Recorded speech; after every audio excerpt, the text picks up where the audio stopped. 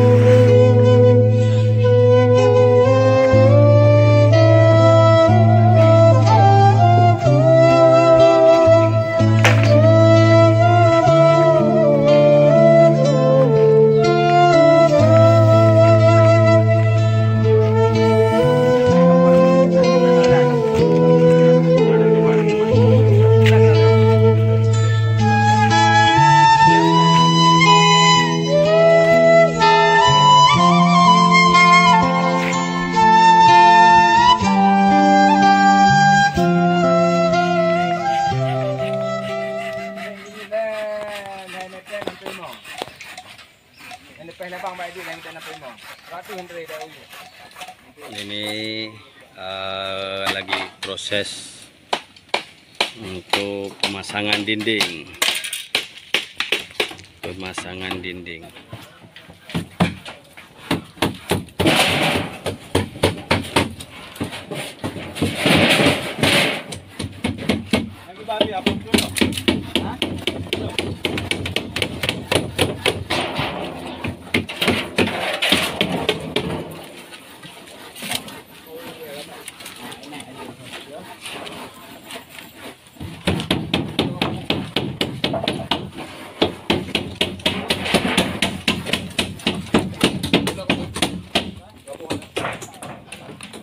Alhamdulillah sudah jam 3, alhamdulillah hampir siap, mudah-mudahan jam 5 kita sudah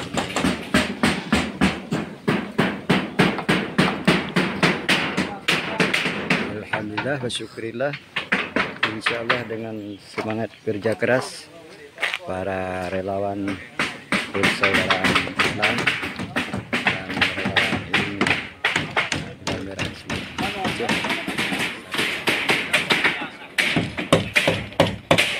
alhamdulillah hampir siap.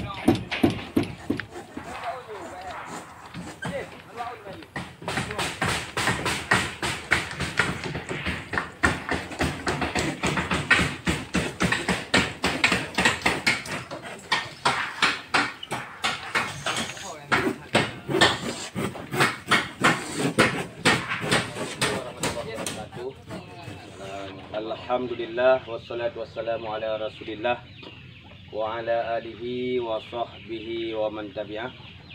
Asyhadu an la ilaha illallah wahdahu la syarikalah wa asyhadu anna sayyidana Muhammadan abduhu wa rasuluh la nabiyya ba'dah.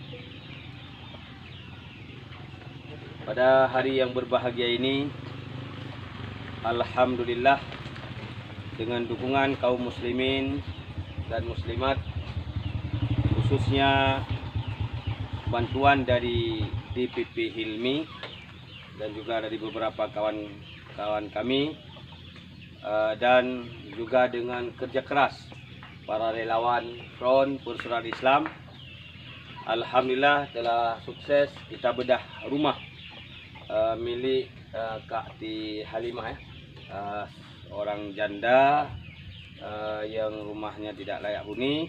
Kita sudah melakukan bedah rumah. Beliau mempunyai 2 orang anak yatim.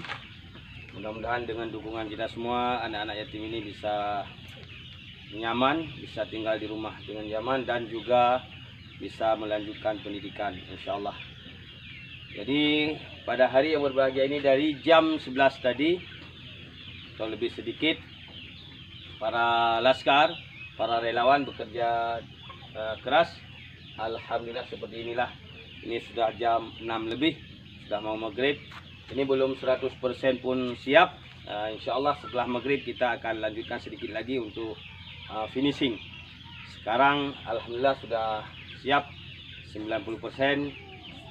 Untuk rehab rumah. Yang kita rehab adalah dinding, kemudian atap. Rumah ini kita serahkan kepada Kak Ti Halimah dan juga kepada yang bernama anak itu siapa? Akmal Nur. Ini siapa nama? Sonan Azkal Azkia. Alhamdulillah. Jadi ini penyokonglah Kak, yang bisa kamu lakukan semampu kamu. Jadi kamu bukan dari bantuan pemerintah, tapi dari Ormas Front Persaudaraan Islam bekerja sama dengan imam, yaitu Front Persaudaraan Islam lewat sayap juangnya Hilmi, Hilal Merah Islam, dan juga Front Persaudaraan Islam bersama para laskar dan juga dari imam. Terima kasih.